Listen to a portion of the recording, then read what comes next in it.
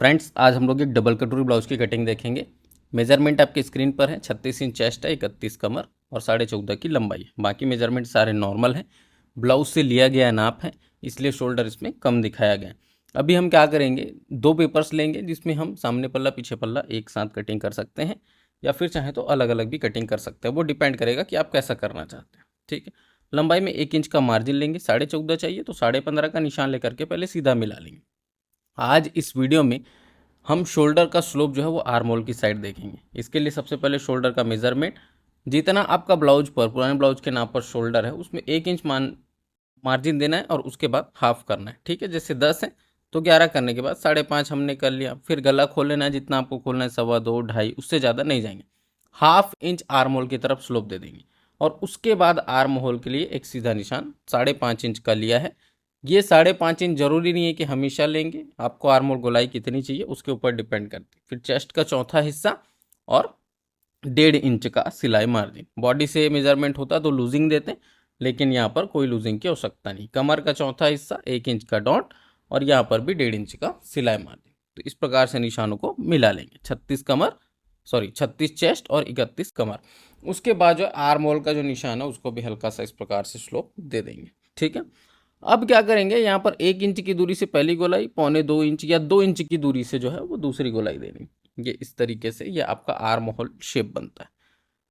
प्रश्न बहुत से लोगों के मन में ये होगा कि सर शोल्डर का जो स्लोप है वो आर्म होल की तरफ किया गया है, इसका रीज़न क्या है। देखो, दिलीप टेलर्स एंड बुटीक में आजकल मैं यही बता रहा हूँ कि शोल्डर स्लोप हम आर्म होल की तरफ कर सकते हैं, और गले की तरफ करने से आर्म होल की तरफ करने से क्या डिफरेंसेस आते हैं, इसके लिए एक पर्टिकुलर वीडियो हम लेकर के आएंगे।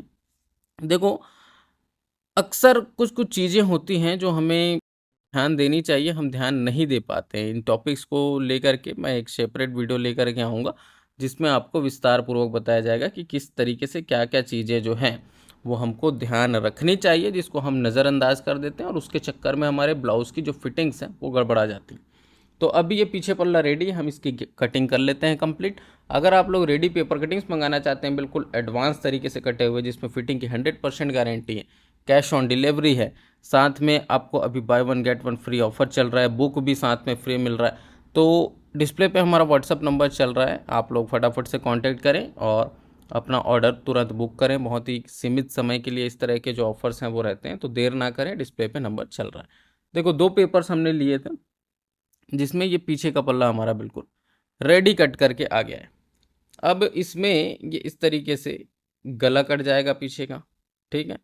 और ये जो पेपर है इसमें देखना, इसमें आपका ये आर्म होल का फ्रंट पल्ले का शेप हो जाएगा। इसको इस तरीके से छांट लेना है पहले। ठीक।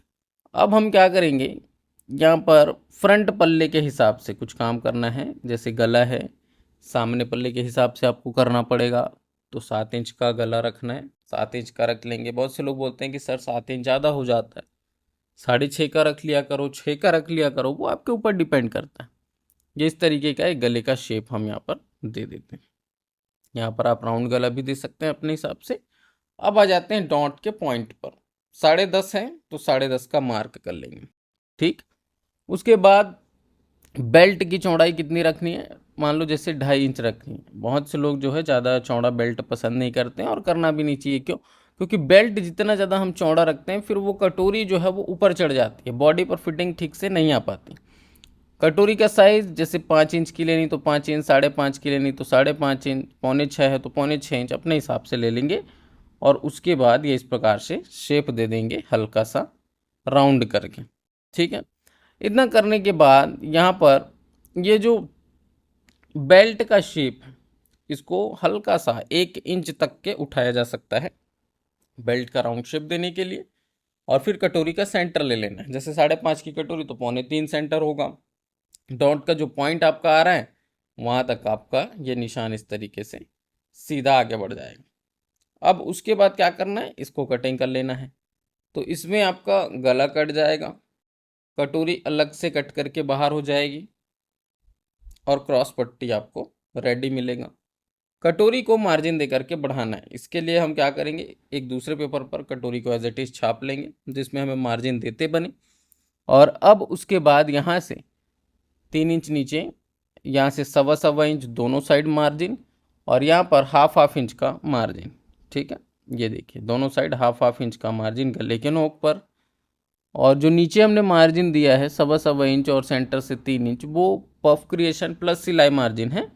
और जो गले के नोक पर मार्जिन दिया वो केवल सिलाई मार्जिन है, क्योंकि ऊपर आपको पफ की आवश्यकता नहीं, पफ के लिए कोई मार्जिन की आवश्यकता नहीं।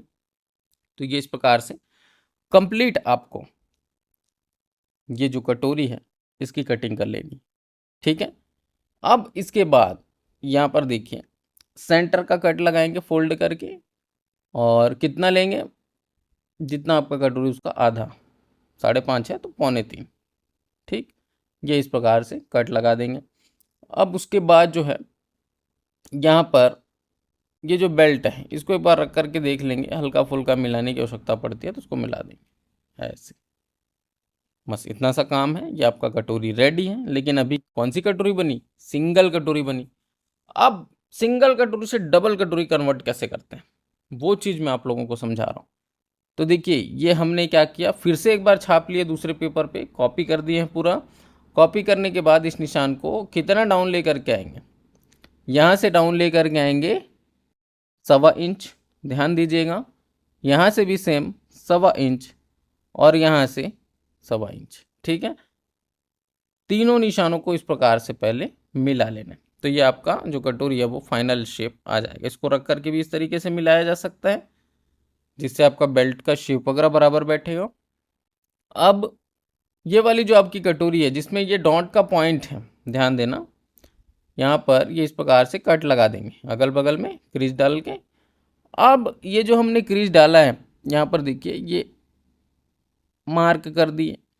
अब हमारा काम क्या है, यहाँ से 1.25 इंच ऊपर एक मार्क करेंगे, और यहाँ से भी 1.25 इंच ऊपर मार्क करेंगे। ठीक है, अब इसमें ये आपका डॉट का पॉइंट है, क्लियर नज़र आ रहा है। पॉइंट आपका नीचे उतर जाएगा डबल कटोरी जैसे ही आप बनाओगे, तो नीचे से लेकर के कटोरी को रखेंगे तो पॉइंट नीचे आ जाएगा। पहले पॉइंट ऊपर था हमारा, आपको दिख रहा है क्लियर, पहले यहाँ था, अभी हमने इसको नीचे किया तो पॉइंट भी हमारा नीचे हो जाएगा, वो वापस ऊपर चढ़ जाएगा। कैसे, जब ये सेंटर वाला डॉट ये इस तरीके से तिरछा इसको मिलाना, और उसके बाद इस प्रकार से ये वाले निशान को मिलाना। ठीक है, अब ये वाला जो हिस्सा है इसमें क्या पड़ेगा, पूरा पफ पड़ेगा, है ना। तो डबल कटोरी बनाया क्यों जाता है, जिसको सिंगल कटोरी में अच्छे से पफ में उभार नहीं आता है, उन सब लोगों के लिए डबल कटोरी सजेस्ट किया जाता है, क्योंकि इसमें सपोर्टिव डॉट लग जाता है तो पफ और अच्छा हो जाता है ना। बाकी बहुत से लोग इसको शौक से भी बनाते हैं, डबल कटोरी की डिमांड है। तो ये इस प्रकार से जो है कटोरी आपकी पूरी रेडी होगी। इसको आधा आधा हम बस काट रहे हैं। अच्छा, इसको पूरा काट सकते हैं और उसके बाद भी ज्वाइंट कर सकते हैं। हम आधा आधा क्यों काट रहे हैं, क्योंकि अक्सर होता क्या है, ये दोनों पीस एक दूसरे से फिर अलग अलग होने के बाद घूम जाते हैं, तो ऐसा ना हो, दोनों एक दूसरे के साथ चिपके रहें, उसके लिए ये इस प्रकार से आपको मार्किंग लगा करके पूरा दिखाया जा रहा है। इतना आपको क्या करना है, सिलाई कर देना है। ठीक है, मशीन से इतना पूरा सिलाई कर देना है, और उसके बाद नीचे वाला जो डॉट है उसको लगा लेना। ठीक है, क्लियर है एकदम। दोनों को अलग अलग काटा भी जा सकता है, अगर आप चाहें तो काट सकते हैं, कोई परेशानी नहीं है। बाकी काटो चाहे मत काटो, सिलाई तो आपको पूरी लगानी ही है, तो मतलब उसका एक ही है। ठीक, ये इस प्रकार से हमने इसमें डॉट लगाया। डॉट लगाने के बाद हल्का सा ये बाहर जो निकल के आएगा छांट लेना। अगर कुछ भी थोड़ा बहुत लगता है छांटने की ज़रूरत है तो बिल्कुल मत घबराया करो, छांट दिया करो। क्रॉस पट्टी में जा करके ऐसे ये फिट हो जाएगा। अब रही बात बेल्ट की, तो बेल्ट जो है उसमें हमें 1.25 इंच का अलग से मार्जिन देना होगा, और ये जो मार्जिन है इसको ये इस प्रकार से रख करके देखिए, इस तरीके से रख करके आपको यहाँ पर पूरा एज इट इज शेप दे देना है। कोई भी अलग से आपको मार्किंग करने की आवश्यकता नहीं, केवल 1.25 इंच का मार्जिन नीचे की साइड में दिए हैं। ये मार्जिन क्यों देते हैं, फिटिंग के लिए, पलटाने के लिए। ठीक है, अगर ये मार्जिन देना भूल गए तो आपका फ्रंट पल्ला छोटा पड़ेगा, इतना याद रखना। ये मार्जिन अनिवार्य रूप से देंगे। तो इस प्रकार से आपका कटोरी ब्लाउज का फ्रंट पार्ट रेडी होगा। मुझे उम्मीद है आप लोग को ये वीडियो पसंद आया होगा। वीडियो पसंद आया तो उसको लाइक करें, शेयर करें। बाकी मिलते हैं नेक्स्ट वीडियो में, तब तक के लिए जय हिंद, वंदे मातरम।